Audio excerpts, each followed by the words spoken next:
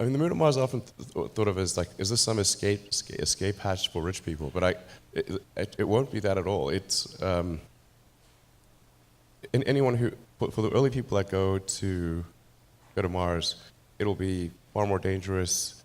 I mean, really, it kind of reads like Shackleton's ad for Antarctic explorers. You know, it's like difficult, dangerous, good chance you'll die. Excitement for those who survive. That kind of thing. I think there's not many people who actually want to go in the beginning, because all those things I said are true. But there'll be some who will, for whom the excitement of the frontier and exploration exceeds the concern of danger. And they will start off building the most elementary infrastructure, just a base to create propellant, a power station,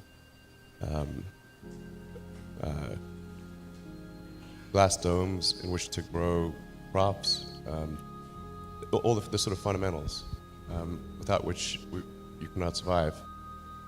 And then really there's going to be an explosion of entrepreneurial opportunity, because Mars will need everything from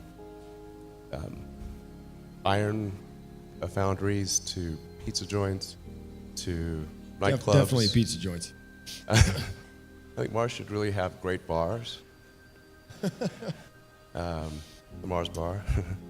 It's all right. Look, I love dad jokes. All right? What's wrong with you? I'm dad. What do you think the timeline for this is? So I'm feeling pretty optimistic about the timeline, although I can be a little. Sometimes my timelines are a little, you know.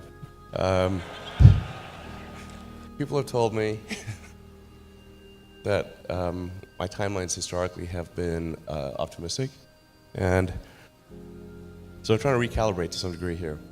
But I can tell you what I know currently is the case is that we are building the first ship, the first Mars or interplanetary ship right now, and I think we'll be able to do short flights, short sort of up and down flights, probably sometime in the first half of next year. And this is a very big booster and ship. The liftoff thrust of this would be about twice that of a Saturn V. So it's capable of doing 150 metric tons to orbit and be fully reusable. So the expendable payload is around double that number. So what's amazing about this ship, assuming we can make full and rapid reusability work, is that we can reduce the marginal cost per flight dramatically, by orders of magnitude compared to where it is today. This question of reusability is so fundamental to rocketry. It is the fundamental breakthrough that's needed. If you consider aircraft, for example, you can lease a 747 and do a return flight full of cargo from California to Australia for $500,000. That's what it costs to lease a 747 fully round trip to Australia, which is far. To buy a single-engine turboprop plane, a good one, would be about $1.5 million, and that can't even reach Australia, and it's tiny compared to a 747. So what that means is like it costs less to use a giant plane with huge cargo for a long trip than that costs way less than buying a small plane for a short trip in the aircraft world. And the same actually is true of rocketry.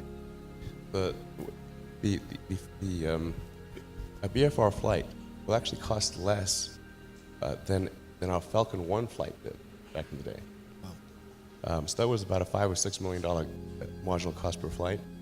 We're confident that BFR will be less than that. So that's profound, and that is what will enable the creation of a permanent base on the moon and a city on Mars. And that's the equivalent of like the Union Pacific Railroad, or having ships that can cross oceans.